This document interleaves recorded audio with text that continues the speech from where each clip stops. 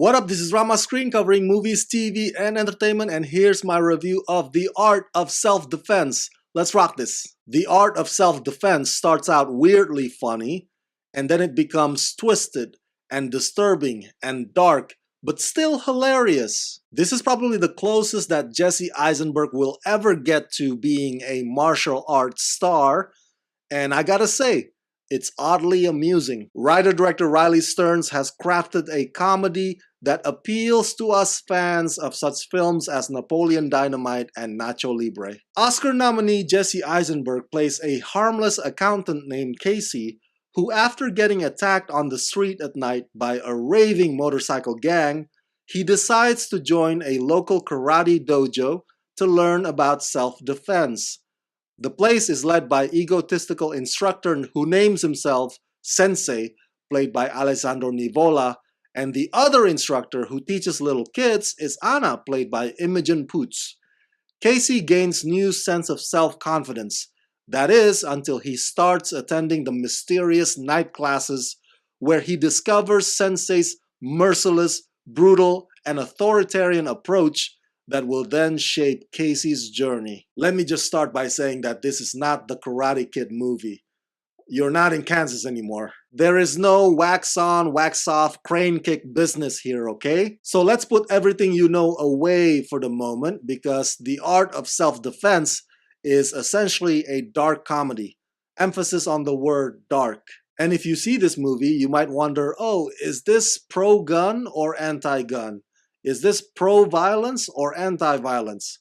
But it's not about that either. Look, here's why this movie reminds me of writer-director Jared Hess movies, as I implied earlier, and that is because The Art of Self-Defense inherently makes fun of masculinity. It's a satire on what the world perceives as tough and masculine, and the strong defeating the weak. So Riley Stearns addresses it in a way that makes you say, oh yeah, that does sound ridiculous when you think about it. So the comedy in this movie is not about awkwardness or ignorance, but it's about misconception and misdirection. Alessandro Nivola is intimidating and doesn't flinch, not even for a second, as this karate teacher who has his head so far up his ass he probably thinks his shit's rainbows. He weaponizes his students' admiration for his self-benefit. In a way, he kind of created a cult within this dojo, manipulative and sinister. One can argue, and correctly so,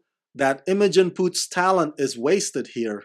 She is underused. But I get it though, that her character's presence in this movie is to further emphasize how toxic masculinity often marginalizes women, as evident through Sensei's frequent statements that no matter how hard she works, she'll never reach the black belt simply because she's female. Although Jesse Eisenberg is almost always Jesse Eisenberg in all his movies, this is the role that is absolutely perfect for him. And the way Jesse goes through the evolution of his character Casey from a gentle, cowering individual to an alpha male is perfect, sharp, and brilliant. There's a lot of times in which it seems that writer-director Riley Stearns would have to explain certain things through the characters to you, the audiences, whether it be the rules of the dojo or Casey's statements on guns.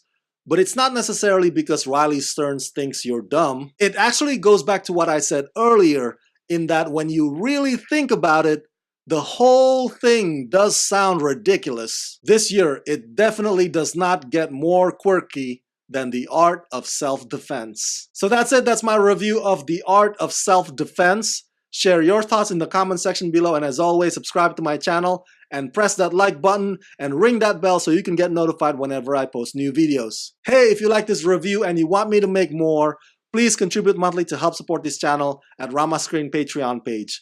Become my patrons today at patreon.com/ramascreen. Let's rock this.